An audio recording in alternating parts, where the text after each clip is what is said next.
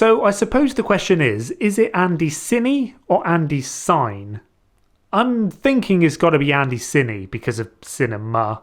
It's got to be ANDYCINE. Anyway, I'm not sure, but this entire review is going to be recorded using the ANDYCINE M1 microphone with no audio editing applied, so hopefully it will give you a true idea of what this mic actually sounds like, and that is also why it's stuck in the shot like this.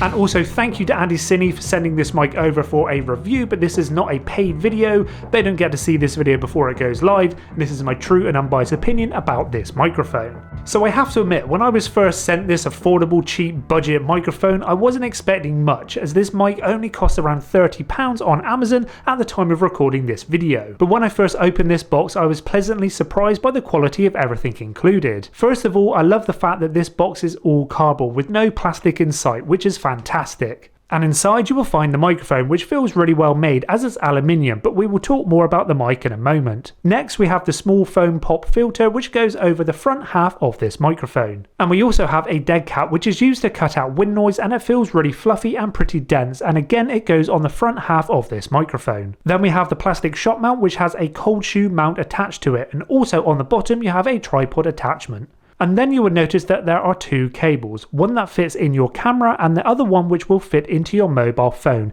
and I really like the fact that they have a small logo printed on them so we can easily see the difference. Then you will find a black soft carry bag with their logo on the front. This also has a drawstring to help keep everything inside. And finally there is a small microfiber cloth and some paperwork. So like I said, for the price of around about £30 on Amazon, you get a really decent amount of stuff included and it feels pretty high quality. But let's see if it actually is high quality and go into more detail about this mic. It is nice and compact at only 85mm long by 20mm. There isn't too much glaring branding on it, with only a small white logo and the product name on one of the sides and made in China on the other side.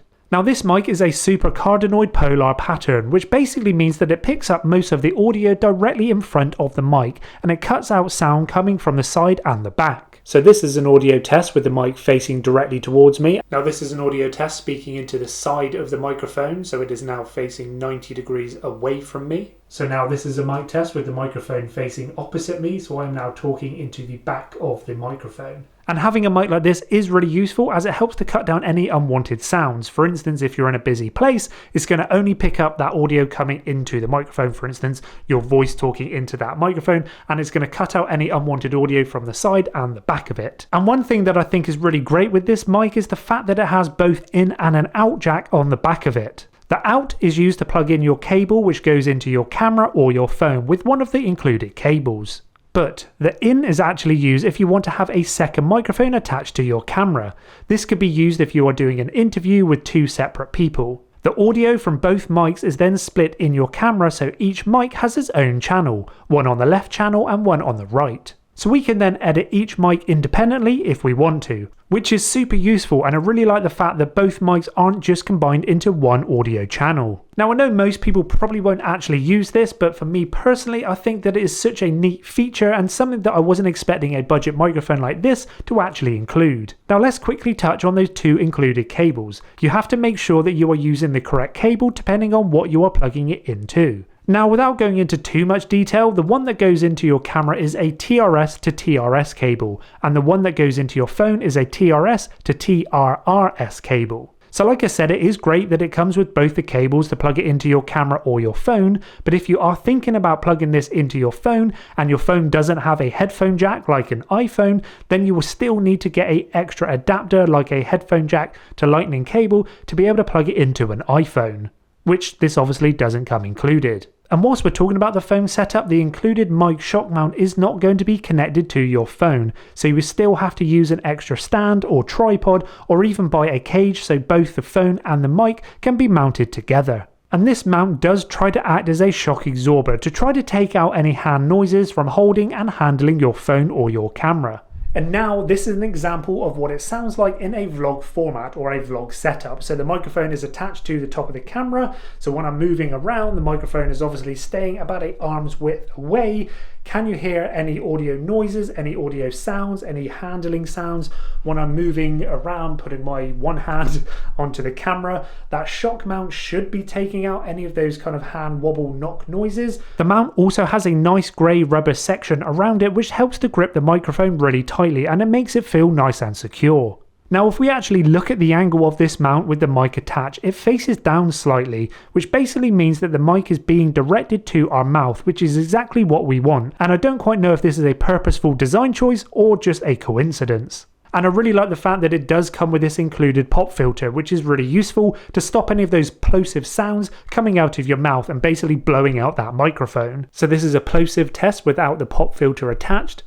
Peter picked up a puppy. Peter picked up a puppy. Peter picked up a puppy. And now this is a plosive test with the pop filter attached. Peter picked up a puppy. Peter picked up a puppy. And again, for the price of this microphone, I was very surprised to see that it came with a included dead cat. Now, these are actually used if you want to use the microphone outside. You put this onto the microphone just like you do with the pop filter, and this is going to try to help reduce some of that wind noise blowing into the microphone and stop some of that like horrible crackly type sounds, which kind of works, but also doesn't work that great either. Okay, so we are now outside in a vlog format, a vlog setup. We've got the dead cat attached to the actual camera or to the actual microphone. As you can see, there's not a lot of wind about today. There's just a slight breeze. If you look at the actual leaves behind me right now, what does this sound like? Can you actually hear any weird noises? Can you hear wind noise? Is it blowing out the microphone? And is there any weird glitching audio artifacts that are coming through on the microphone? Because a few times I've done this, I've had those weird sounds and weird glitchy audios come through, which does not sound good at all. And now, just for a comparison, I've taken the dead cat off of the microphone. So how does this sound? I assume this is going to sound a lot worse. Like I said just now, we've got a slight bit of breeze about today, nothing too gusty or anything like that. So how does this microphone perform in a slight bit of breeze outside without the dead cat attached?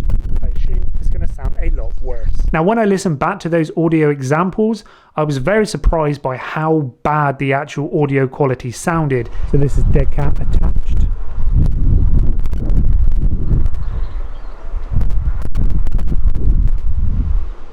No dead cat attached.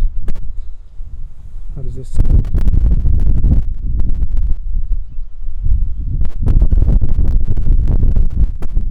Even using that included dead cat really didn't seem to help at all. You've still got wind noise going through, and you still had this weird kind of glitchy digital sound, which to me just seems like the microphone just cannot cope with any wind noise whatsoever.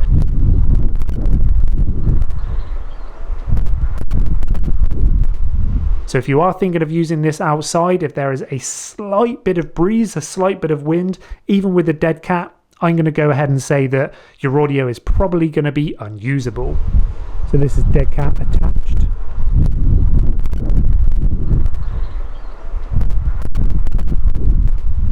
But for internal use, like a studio setup like this, then yeah, okay, the audio doesn't sound that bad. And I would just be worried that this microphone is just going to ruin any audio which you are thinking of capturing outside. Now, microphones are always going to sound better the closer they are to the actual audio source. And that audio source is currently my mouth. So this microphone is boomed in at about 6 inches away, about 15 centimeters away from my actual mouth. So this kind of audio setup is probably the best that this mic is ever going to sound. We're in a studio, there's no real background noise, there's no wind or anything like that. But if you're thinking of using this microphone as a vlogging type of microphone for a vlogging setup, and it's going to be at arm's width away, this is what it's going to sound like then. And now this is an audio example using this microphone in a vlog setup. So the microphone is attached using the mount with the cold shoe mount attached to the top of the camera.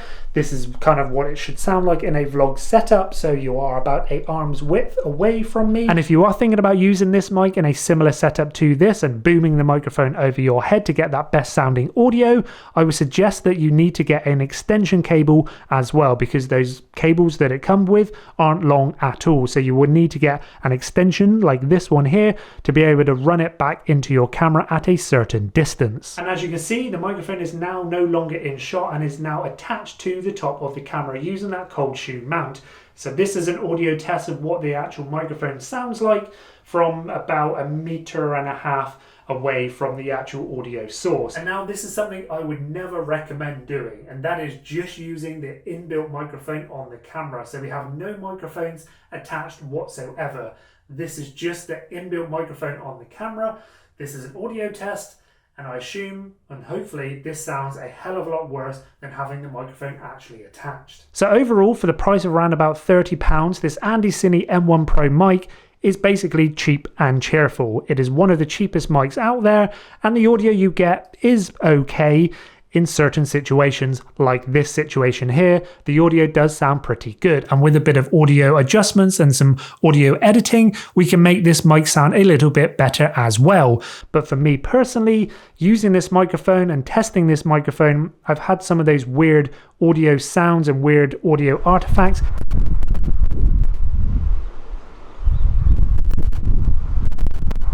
To me, just makes it a little bit unreliable and a little bit scary using this microphone as my sole microphone to capture audio, because in certain situations I feel like the audio is unusable. A few times I've done this, I've had those weird sounds and weird glitchy audios come through, which does not sound good at all. And if you're thinking about pushing your budget a little bit more, you do have a few other microphone options to actually choose from. Things like the Rode VideoMic PRO and also the DJI D4 Mini. There are obviously a lot of microphones to choose for around this sort of price bracket, but these two are probably the kind of most popular manufacturers who make these types of microphones.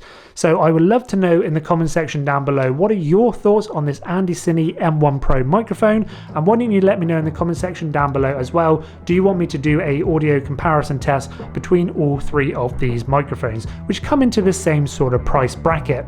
And if this is your first video you've ever seen of mine, please hit that subscribe button and follow my new review videos whenever they come out. And if you have found this video interesting and informative, please give it a big fat thumbs up, as it really does help out. And until next time, I will see you guys soon.